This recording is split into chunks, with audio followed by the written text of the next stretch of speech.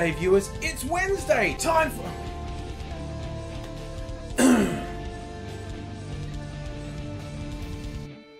G'day viewers, how are you? It's time for WAINGAFAT Wednesday, an acronym that stands for What Am I Not Giving a Fuck About Today? And this story, this is like uber WAINGAFAT as far as I'm concerned, because it's getting quite a bit of media coverage in Australia, and it is not news. It simply isn't. But you know what? Before I get into it, I just think I semi-regularly get these comments from profoundly unintelligent individuals who think they're making a super clever point. You say you don't give a fuck, but you made a video. You must give a fuck. It's what I do, you munters. How fucking difficult is it to get across that that's a stupid thing to say? I'm imparting information and hopefully providing entertainment through the medium of a video where I say this thing being reported as news is not an important thing. So I make a video for some fun. That's not complicated. That is not complicated. How do you fucking idiots communicate something? Now actually, you don't even need to bother, because I know your method of communication is a series of grunts, drooling, and occasionally writing on the wall in your own feces. It's like, I just felt the need to throw that in. I bring that up occasionally. If you don't give a fuck, why do you make a video? Because making a video is what I do, you fucking idiot. I mean, these idiots probably went to one of these schools. There's some posh fucking private school in Melbourne. I don't even know which one. They're all fucking same to me. Bunch of inbred leeches sucking tax dollars away from the schools that fucking deserve it. But this one's having a brouhaha about a deputy principal who got sacked. And he got sacked, ostensibly, because he cut a student's hair on photo day. A boy said, no, your hair's too long. It's against our school rules. I'm going to cut it. Whether this was malicious or in fun, apparently there's been tension between the principal and the deputy who's been there for 30 years, for a while, and the principal fired the deputy for doing this, saying, no, that's not acceptable. That's like assaulting a kid doing that. Oh, the parents are so upset. No.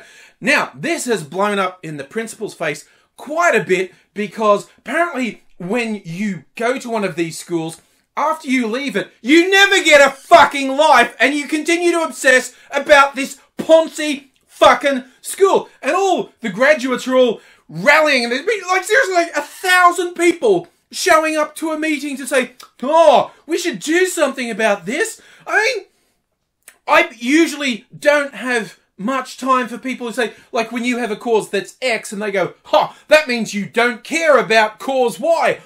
You can care about more than one thing at once. But seriously, showing up for this bullshit about, oh no, the deputy got sacked by the principal. And now there's this huge fucking retaliation. These people saying, the principal and the whole school council should be fired, and the deputy should get his job back, and this is apparently the most important thing in these people's lives. And that to me sums up how fucked these schools are. It becomes about identity, and it's not about education. It's about this weird fucking club and obsessive behaviour. And look, I'm not saying they'll all regret it when the revolution finally comes and we drag them out into the town square and hang them from the light poles. But they're not going to enjoy it. They're not going to enjoy it. I'm going to say that.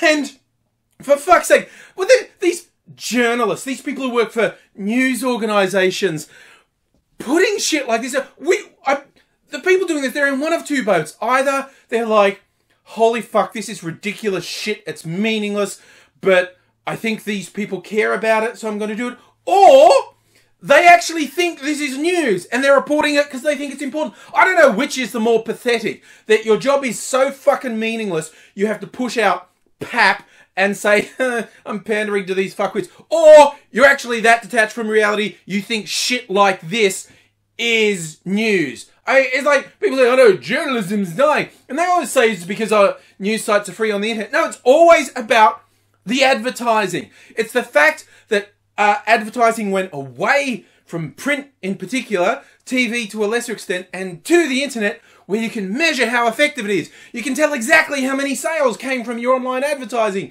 how many click-throughs. Whereas when you put it in print or on TV, you go, maybe that made someone buy my product. I don't know. No one knows. But over here, you can measure it. And when newspapers in particular lost their classified advertising, which was a major part of their revenue, not buying the paper. They all talk about no one buys the paper, so it's going broke. No, it's not the buying of the paper. It's the buying of the classified advertising. Classified advertising, which used to be worth a fortune, is now almost worthless because of all the online trading sites. I mean, for fucking real, the last time you wanted to advertise or buy something and you went to a newspaper classified, when was the last time you went to a newspaper classified section to buy something? If your answer is recently, you're a fucking weirdo, okay? But that's why the old media is dying, because their advertising's go away. Not because people aren't paying for news, because people aren't buying advertising. That is the reason. It's just like the internet is slowly bleeding the old media to death. But when you see stories like this, it's like the people working for these media organisations are going over to the near corpse of their own industry and punching it in the face and going, is it dead yet? I'll do something stupid and demean it even further to accelerate its death. This shit is why I do WAINGAFAT Wednesday. Because the media is increasingly irrelevant, increasingly corrupt, and I really don't give a fuck about them.